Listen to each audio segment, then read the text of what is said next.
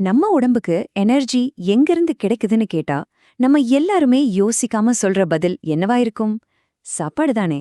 ஆனா இத்தனை நாளா நாம உறுதியா நம்பிட்டு இருந்த இந்த ஒரு விஷயத்த மொத்தமா கேள்வி கேட்கிற ஒரு புது பார்வையை தான் இப்ப நாம பார்க்க போறோம்.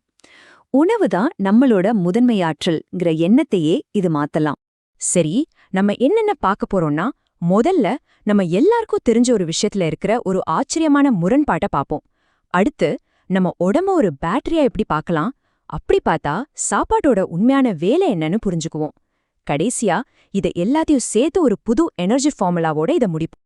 வாங்க, முதல்ல ஒரு ரொம்ப சிம்பிளான ஆனா ரொம்ப பவர்ஃபுல்லான ஒரு கேள்வியிலிருந்து ஆரம்பிக்கலாம். உணவுக்கும் ஆற்றலுக்கும் இருக்கிற தொடர்பு பத்தி நாம வச்சிருக்கிற நம்பிக்கைய ஒரே ஒரு கேள்வி மூலமா அசைச்சு பார்க்க போறோம். யோசிச்சு பாருங்களேன், உணவு தான் சக்தி கொடுக்குதுன்னா உடம்பு சரியில்லாம பலவீனமா இருக்கிற ஒருத்தருக்கு தானே இன்னும் அதிகமா சாப்பாடு தேவைப்படும். ஆனா டாக்டர் என்ன சொல்றாங்க? நல்ல ரெஸ்ட் எடுங்க, லேசா சாப்பிடுங்கன்னு சொல்றாங்க. ஏன்? இந்த ஒரு இடத்துல தான் நம்ம மனசு ஒரு புது கோணத்துல சிந்திக்க ஆரம்பிக்குது. சரி, இந்த ஆற்றல் விஷயத்தை இன்னும் சுலபமா புரிஞ்சுக்க ஒரு புது உருவகத்தை உங்களுக்கு அறிமுகப்படுத்துறேன். நம்ம உடலை ஒரு பேட்டரியா கற்பனை பண்ணி பாருங்க. இத விஷயங்களை ரொம்பவே எளிதாக்கிடும் பாருங்க. ஆமாங்க, இது ரொம்ப எளிமையான ஆனா ரொம்ப சக்தி வாய்ந்த ஒரு ஒப்பீடு. நம்ம உடல் ஒரு பேட்டரி. இப்போதான் விஷயத்தோட முக்கியமான கட்டத்துக்கு வரோம். ஆமா, இது ஒரு பேட்டரி தான். ஆனா அது சாப்பாட்டால சார்ஜ் ஆகுற பேட்டரி கிடையாது. இந்த ஒரு சின்ன வேறுபாடு தான் நம்மளோட முழு புரிதலையும் மாத்தப் போகுது. உங்க ஸ்மார்ட் போனே எடுத்துக்கோங்களேன். அதுக்கு சார்ஜ் போட என்ன பண்ணுவீங்க? கரண்ட்ல கனெக்ட் பண்ணுவீங்க. ஆப்ஸ் யூஸ் பண்ண பண்ண சார்ஜ் இறங்கும், சரிதானே? ஒருவேளை உங்க போனுக்கு சார்ஜ் இல்லனா அதுக்கு பிரியாணி ஊட்டுவீங்களா? என்ன ஒரு முட்டாள்தனமான கேள்வின்னு தோணுது இல்லையா? அதே லாஜிக் தான் நம்ம உடம்புக்கும். வாங்க, இத நீங்களே ஒரு நிமிஷம் அனுபவிச்சு பார்க்கலாம். உங்களுக்கு வசதியான ஒரு இடத்துல உட்காருங்க. மெதுவா ஆழமா ஒரு சில முறை மூச்சை உள்ள இழுத்து வெளியே விடுங்க. வேற எதையும் யோசிக்க வேணாம், உங்க மூச்சை மட்டும் கவனிங்க. இப்போ உங்க உடல்ல என்ன நடக்குதுன்னு பாருங்க. இப்போ எப்படி இருக்கு? மனசுல ஒரு அமைதியும் உடம்புல ஒருவித புத்துணர்ச்சியும் வந்த மாதிரி இருக்கா? இந்த எனர்ஜி நீங்க கொஞ்ச நேரத்துக்கு முன்னாடி சாப்பிட்ட சாப்பாட்டுல இருந்து வரல. நீங்க இப்ப சுவாசிச்ச அந்த மூச்சு காத்துல இருந்து மட்டும்தான் வந்தது. இது உங்களால இப்ப உணர முடியுதா? இன்னொரு உதாரணம் வேணுமா? ராத்திரி நல்லா தூங்கி காலையில எந்திரிக்கிறோம். அப்போ ஒரு ஃப்ரெஷ்னஸ் இருக்குமே, அந்த எனர்ஜி நேத்து ராத்திரி சாப்பிட்ட சாப்பாட்டுல இருந்து வந்ததா, இல்ல முழு ராத்திரி ஓய்வெடுத்ததால நம்ம பேட்டரி தானா ரீசார்ஜ் ஆனதுனால வந்ததா? இதுக்கு உங்க உடம்பேதான் சாட்சி.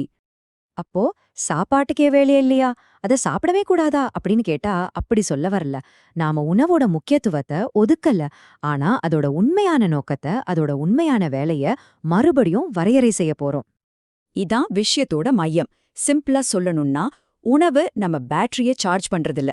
அது நம்ம உடம்புங்கிற இந்த அற்புதமான மெஷினை பராமரிக்குது, அதாவது சர்வீஸ் பண்ணுது. ஒரு காரை கற்பனை பண்ணிக்கோங்க. கார் ஓடுறதுக்கு பெட்ரோல் வேணும், அதுதான் ஃபியூயல். ஆனா என்ஜின் ஆயில் எதுக்கு? அது காரோட பாகங்களை நல்லபடியா பாத்துக்க, பராமரிக்க. நம்ம உடம்புல மூச்சும் ஓய்வும் தான் அந்த பெட்ரோல் மாதிரி. உணவுங்கிறது அந்த என்ஜின் ஆயில் மாதிரி. இதனால தான் நல்ல வயிறு முட்டை சாப்பிட்டதும் நமக்கு ஒருவித மந்த நிலையும் தூக்கமும் வருது. ஏன்னா செரிமானம்ங்கிற வேலை நம்ம பேட்டரியோட சார்ஜ்ல ஒரு பெரிய பகுதியை எடுத்துக்குது. சொல்லப்போனா நம்ம போன்ல ஒரு பெரிய கேம் விளையாடுனா எப்படி சார்ஜ் வேகமா குறையுதா, அதே மாதிரி தான் இதுவும். சரி, இதுவரைக்கும் நாம தனித்தனியா பார்த்த எல்லாத்தையும் ஒன்னு சேர்த்து ஒரு தெளிவான புதிய ஆற்றல் சமன்பாட்டை உருவாக்கலாம்.